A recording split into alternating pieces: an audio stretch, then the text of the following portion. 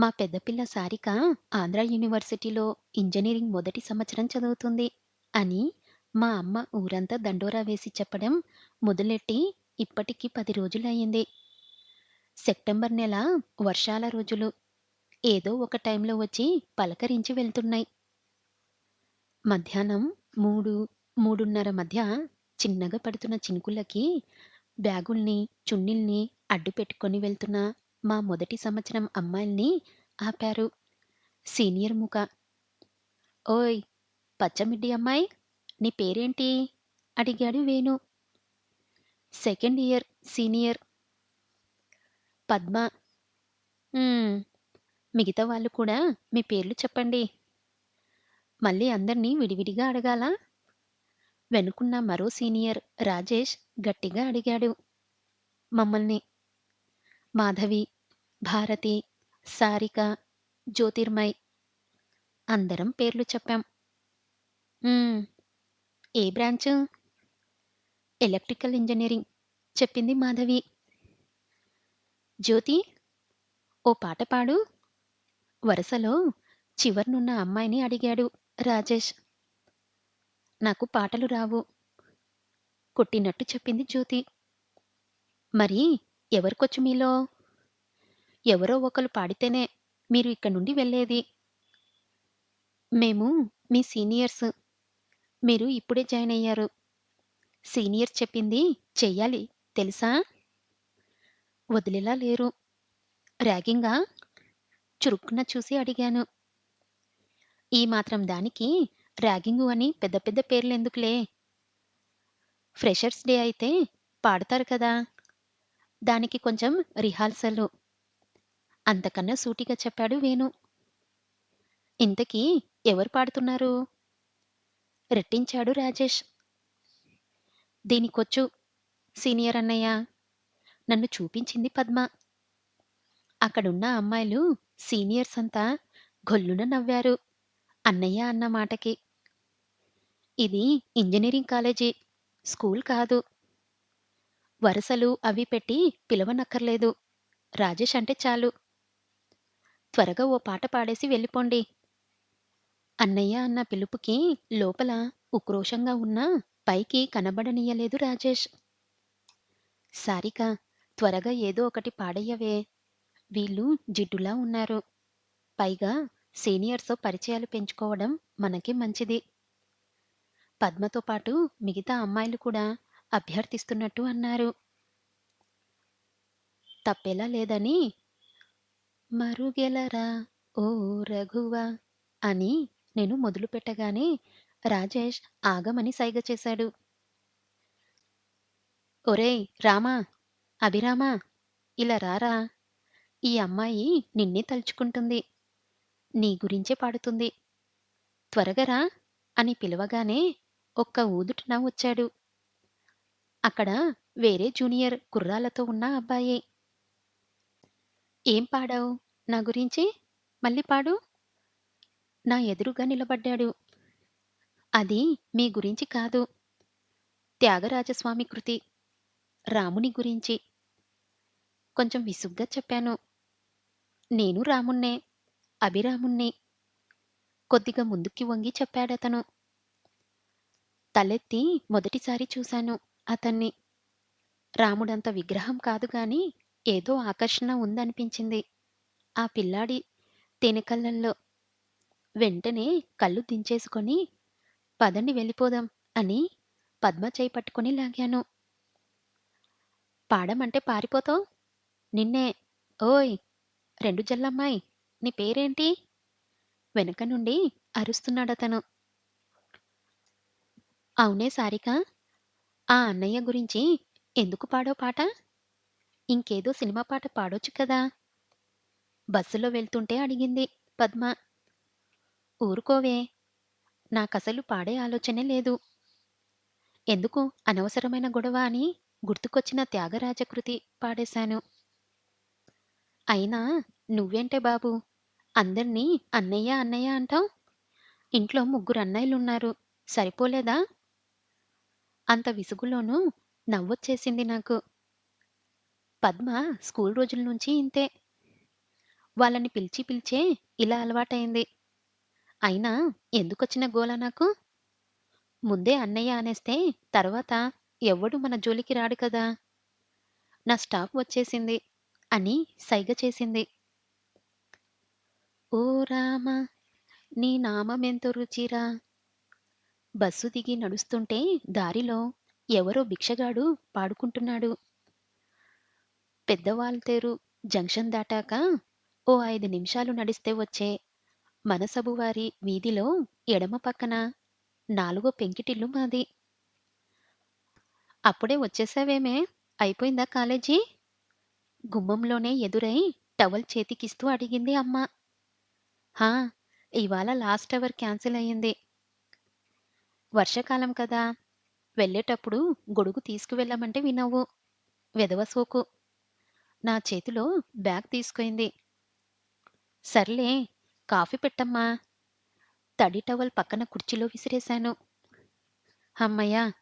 వచ్చేశావా బంగారం? కాస్త మొహం కడుక్కొని రావే. వర్షం తగ్గాక రామాలయానికి వెళ్దాం. ఒక్కదాన్నే వెళ్ళలేనే. లోపలికి వస్తున్న నన్ను చూస్తూనే అంది మా అమ్మ.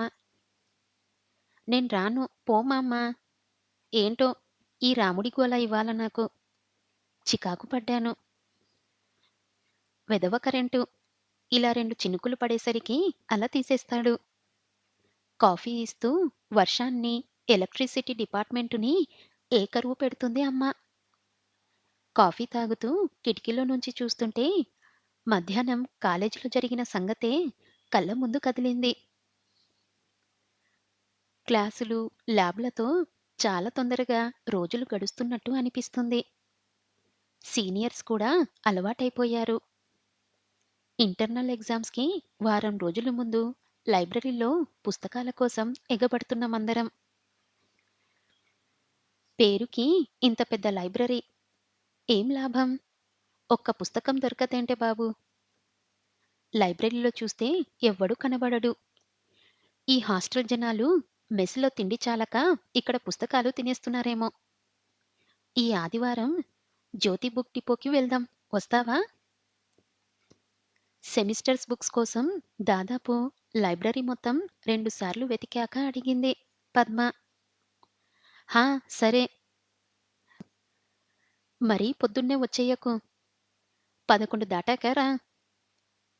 ఎక్కడ త్వరగా నిద్ర లేవాల్సొస్తుందో అని నా భయం నాది. హే కోకిల! బాగున్నావా? ఆ రోజు పాట పాడమంటే పాడలేదు.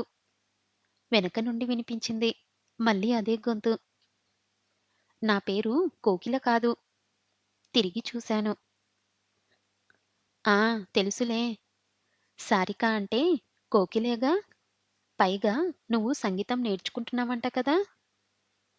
మాట కలపాలని చూస్తున్నాడు. రేడియోలో ప్రోగ్రామ్‌లు ఇవ్వొచ్చు కదా! మా వాడు ఎప్పుడూ రేడియోనో, టేప్ రికార్డర్‌నో పట్టుకొని పాటలు వింటూ ఉంటాడు హాస్టల్‌లో. రామ్ భుజం మీద చేయి వేస్తూ అన్నాడు రాజేష్.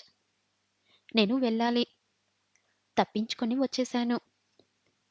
నేను రావొచ్చా బుక్ షాప్‌కి నీతో? వెనక నుండి అంటున్నాడు. మా మాటలు విన్నట్టున్నాడు. వెనక్కి తిరిగి చూసి సమాధానం చెప్పాలి అనుకున్నాను. కానీ చూడలేదు.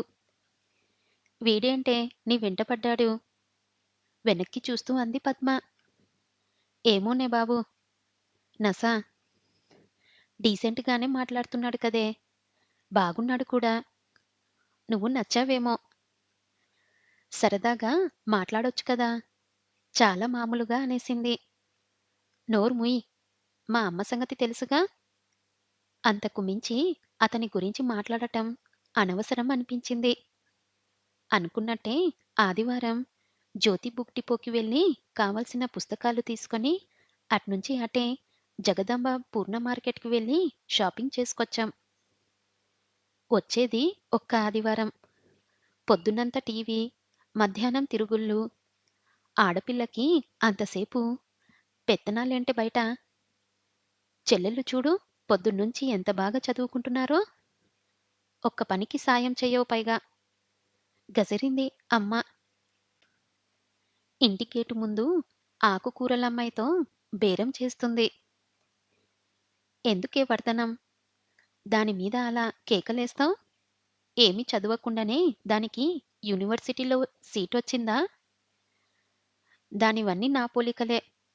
ఈ చిన్న వెధవలకే నీ పోలికలొచ్చాయి. ఎప్పుడు చూసినా పుస్తకం ముందే ఉంటారు. మార్కులు మాత్రం నేను వేసే బూరెల కన్నా గుండ్రంగా వస్తాయి. నువ్వు రావే, ఏం తెచ్చావు నా కోసం? నేను తెచ్చిన కవర్లు అందుకొని లోపలికి తీసుకుపోయింది మా అమ్మ. మా అక్క చెల్లెల ముగ్గురిలో నేనంటే ఎక్కువ ఇష్టం ఆవిడకి. పెద్ద మనవరాల్నేమో.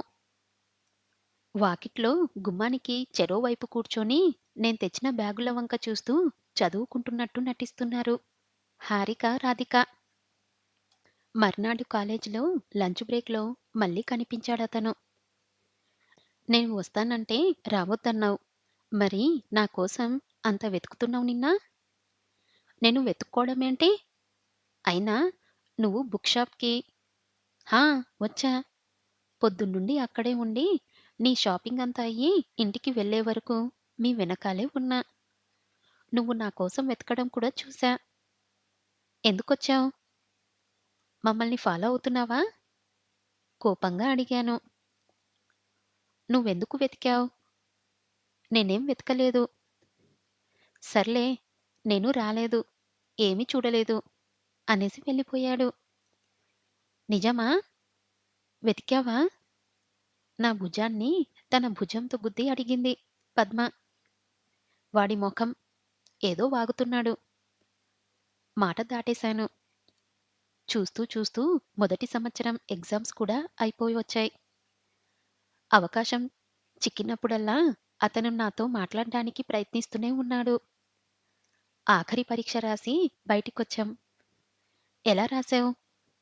ఒకేసారి అడిగారు మాధవి, పద్మ. First class.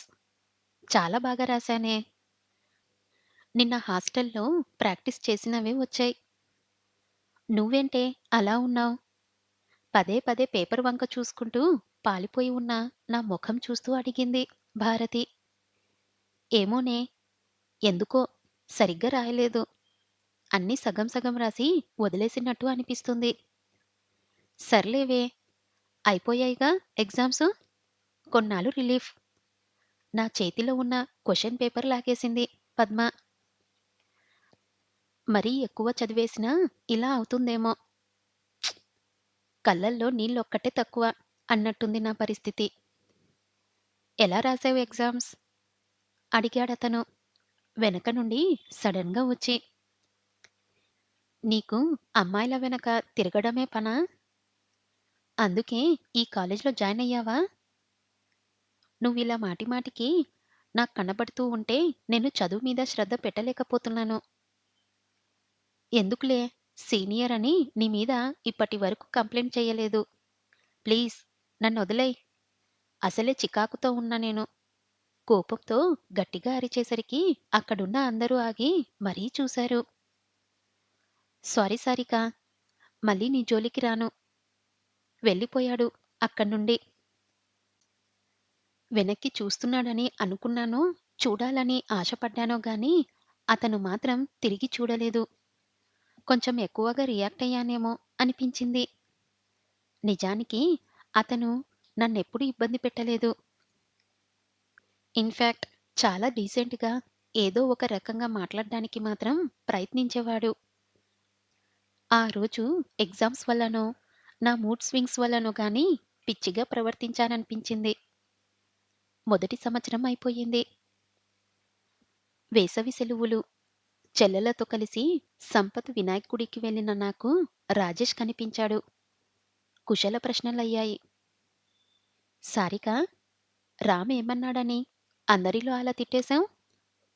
ఏదో చిన్నప్పటి నుండి తెలిసిన అమ్మాయివి అని పరిచయం కొద్దీ కొంచెం చనువుగా మాట్లాడాడు. దానికే నువ్వు వెళ్తున్నవాడు వెనక్కి వచ్చి అన్నాడు. ఆగాగు, చిన్నప్పటి నుండి తెలియడమేంటి? నేను తనని క్యాంపస్‌లోనే ఫస్ట్ టైమ్ చూడ్డం. ఏమో, వాడలా చెప్పాడు. చిన్నప్పుడు నువ్వు, మీ అమ్మమ్మ వాళ్ళింటికెళ్ళినప్పుడు వాడితో కలిసి ఆడుకున్నావంట.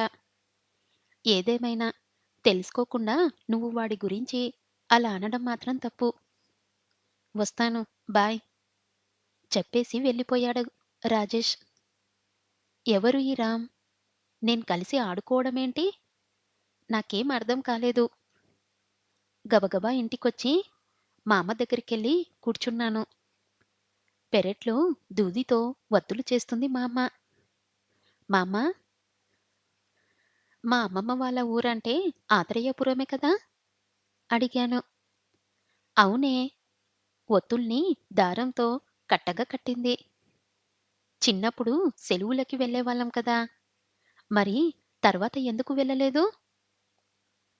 అమ్మ ఇప్పుడక్కడ ఎవ్వరూ లేరు అని చాలా సార్లు చెప్పింది కదా!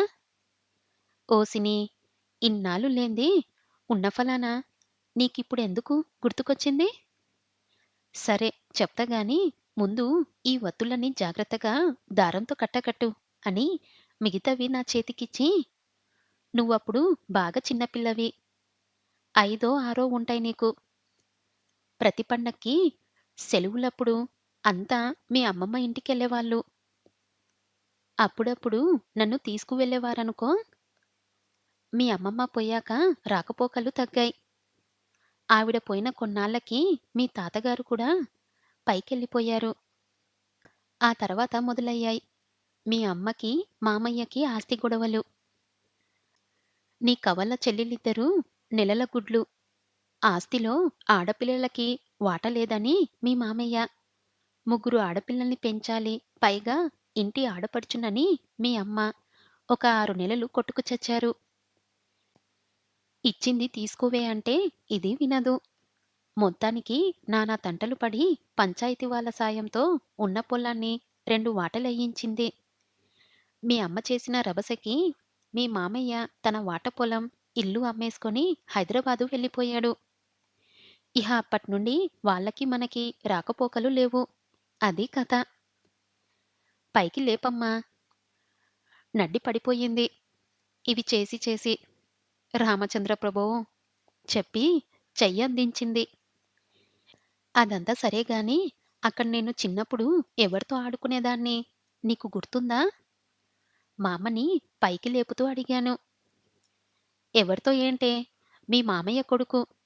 వాడి చెల్లి లక్ష్మి లేరు? వాళ్ళు గాక పార్వతమ్మ గారి మనవళ్ళు, పక్కన శర్మ గారి పిల్లలు. అంతా కలిసి ఓ 10 మంది ఉండేవారేమో. ఓహో! వెళ్తూ వెళ్తూ ఆగి, ఆ! చెప్పడం మర్చిపోయా. ఆ చివర నాయుళ్ళ అబ్బాయి ఉంటాడే, పేరు జ్ఞాపకం రావట్లేదు. పిల్లి కళ్ళతో ఎంత ముద్దుగా ఉండేవాడో వెధవ. నీ చుట్టే తిరిగేవాడు. మిగతా వాళ్ళు నిన్ను ఏమన్నా అంటే ఊరుకునేవాడు కాదే. మీ అమ్మ వాణ్ణి ఇంట్లోకి రానిచ్చేది కాదు. వాళ్ళమ్మ, నాన్న కూడా చాలా మంచివాళ్ళు. ఆ వెర్రి వెధవకి నువ్వంటే చాలా ఇష్టం అప్పట్లో. మీ అమ్మమ్మ ఉన్నప్పటి రోజులే రోజులు. ఎలా ఉందో ఏంటో ఆ ఊరు. లోపలికి వెళ్ళిపోయింది మా అమ్మ. ఒక్కసారిగా నా కళ్ళల్లో నీళ్లు తిరిగాయి.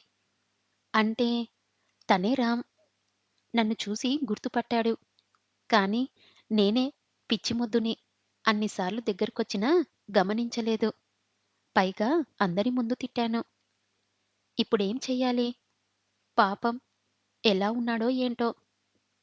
నా మనసు మనసులో లేదు. ఇంకా ఆ రాత్రి తిండి కూడా సహించలేదు. తెల్లవారుజామున మగతగా నిద్ర పడుతుంటే ఒక మెరుపులాంటి ఆలోచన వచ్చింది. వారం రోజుల తర్వాత ఓ రోజు మధ్యాహ్నం అమ్మ భోజనం చేసి పడుకుంది. మా అమ్మ వాకిట్లో రేడియో పెట్టుకొని కూర్చుంది. కొంచెం దూరంలో నవ్వల పట్టుకొని కూర్చున్నాను నేను. ప్రాంతీయ వార్తలు ఇంతటితో సమాప్తమని ప్రయాగ రామకృష్ణ గారు అనగానే ఆకాశవాణి విజయవాడ కేంద్రం ఇప్పుడు మనోరంజని మీరు కోరిన పాటలు వింటారు అని ఏవిఎస్ రామారావు కార్యక్రమం ప్రారంభించారు. రేడియో వాల్యూమ్ పెంచింది మా అమ్మ. 2, 3 పాటలయ్యాయి.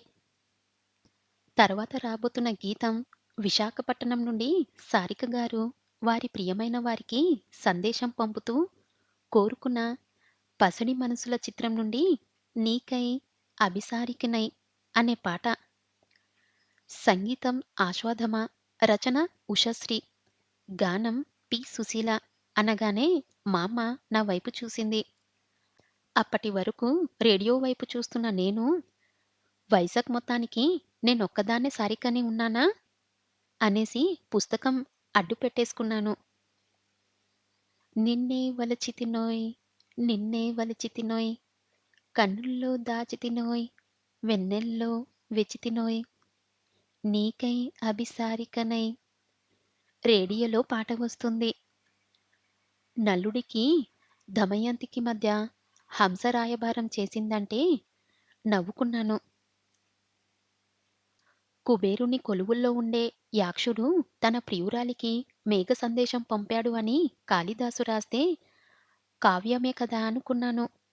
కానీ మనసులో మాట నచ్చిన వారికి చెప్పాలి అంటే ఏదో ఒక మార్గం కనిపిస్తుంది.